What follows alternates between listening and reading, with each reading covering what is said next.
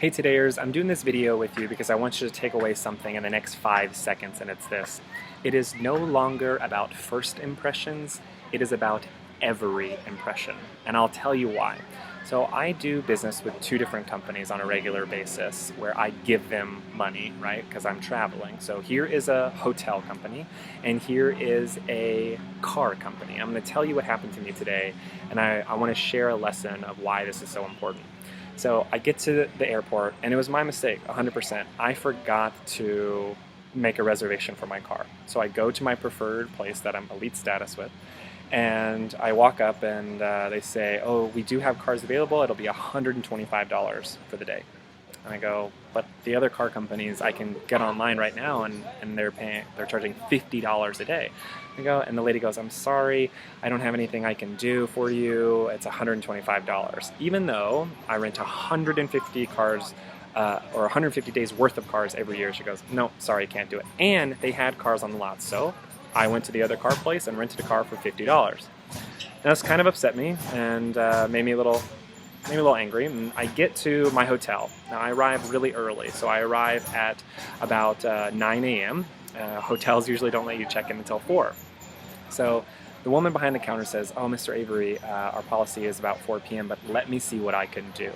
She starts typing, starts calling the maids to see if there's a room available, and she goes, look, I can't get you in until another hour. I'm sorry, I'm trying to do my best, but it looks like I can get you in at 10 a.m.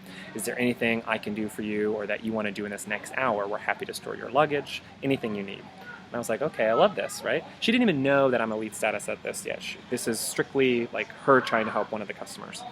So I say, yes, I guess I'd love to work out. I need to get a workout in anyway. So she goes, why don't you, here's a key, go work out. You can change in the restroom. We'll store your luggage for you. And I go, awesome. I also need a Gatorade and a bar, anything you can do. She hands me a bar that she charged me for, which is awesome. And then she actually goes, I don't think we sell Gatorade, but let me think of something real quick. So she calls up this guy named David who works there. He has Gatorade. She knows this. So she calls him up. David says, yeah, I'll give him an extra Gatorade. This man who works at Marriott gives me a Gatorade. More importantly, he comes down with a Gatorade and a cup of ice and says, hey, thanks for staying here with us. It's on the house. Gives me his Gatorade.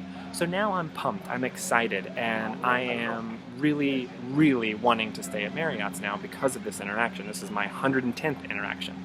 2 companies, both that I give money to, both that I interact with on a regular basis, who handle the situation differently. And here is why. Leaders need to be able to give their frontline employees the ability to be flexible and make their customer happy if it is reasonable and good for the business. The car company lost out on money. They made me pretty upset and made me even think about going to another company. And this is why. We as millennials have options like never before. We can go to 20 different car companies. We can go to thousands of different hotels. So in order to train your employees to understand that it's not about the first impression, it's also about every impression. And what are you doing to make sure that that client, that customer feels like it is that first time every time? So I wanted to share that with you.